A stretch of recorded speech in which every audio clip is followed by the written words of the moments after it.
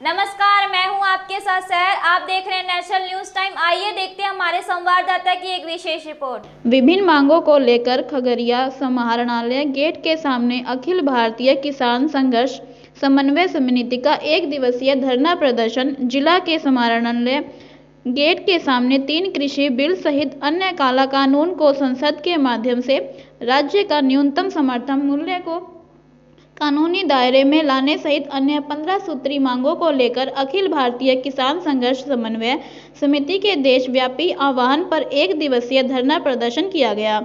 धरना पर मौजूद किसानों के द्वारा बताया गया कि 3 कृषि बिल को संसद के माध्यम से रद्द करने को, न्यूनतम सामने को मूल्य को कानूनी दायरे में लाने, किसानों के सभी प्रकार के कर्ज माफ करने, खाद का कालाबाजारी पर रोक लगाने, नकली खाद निर्माण पर रोक लगाने तथा अन्य निर्माण पर कानूनी कार्रवाई करने, किसान इनपुट से वंचित पंचायत को लेकर सभी फसलों को क्षतिपूर्ति, जल में 2016 से रसीद काटने एवं रजिस्ट्री पर लगी रोक हटाने, धान अधिप्राप्ति में व्यापार भ्रष्टाचार पर रोक लगाने, सभी पैक के ट्रैक्टर उपलब्ध कराने, पैक्स के माध्यम से रियासत दर पर खेत की जुताई करने, जल निकासी की व्यवस्था करने, सर्किल नंबर 1 गोगरी दमोह मोजा सहित अन्य जगहों पर जलाजमान से मुक्त कराने, बिजली बिल कानूनी 2020 को निरस्त करने, 60 वर्ष से ऊपर तमाम किसानों को 50,000 पेंशन देने, स्वामीनाथन आयोग की सिफारिश करने,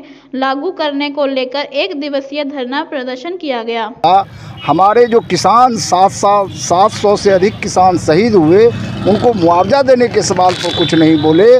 तो ये जो है देश के किसानों के साथ जो है से बहुत बड़ा मतलब कि हमको लगता है कि धोखा है, और इस पर प्रधानमंत्री को स्पष्ट रूप से बोलना चाहिए और स्पष्ट रूप से बोल करके देश के किसानों को विश्वास में लेकर के जो है सिर्फ किसान के आंदोलन को ख़त्म करना चाहिए। क्या नाम है आपका? मेरा नाम अरुण कुमार दास, भाकपा माले लिबरेशन जिला समिति सदस्य, जिला संयोजक खगड़िया। मेरा नाम सुभाष सिंह हुआ। बताएं क्या आपका मांग है? हमारा मांग है कि ये जो तीनों कृषि बिल जो प्रधानमंत्री 19 नवंबर को रद्द करने की बात कहे हैं, समाप्त करने की बात, उसे अविलंब संसद और राज्यसभा से पास करा करके इस अध्यादेश को राष्ट्रपति की भेजें। दूसरा सबसे बड़ी मांग है, हमारे देश के अंदर सबसे बड़ी समस्या है समर्थन मूल्य की। जो आप देखते होंगे कि समर्थन मूल्य पर तो नहीं, MSP मिनिमम सपोर्ट प्राइस पर इस देश के अंदर मात्र 6% किसानों का ही अनाज लिया जाता है, और ये अनाज उसके बाद ये कॉरपोरेट घरानाओं और स्थानीय व्यापारियों के यहाँ औने पौने दाम में बेचा जाता है।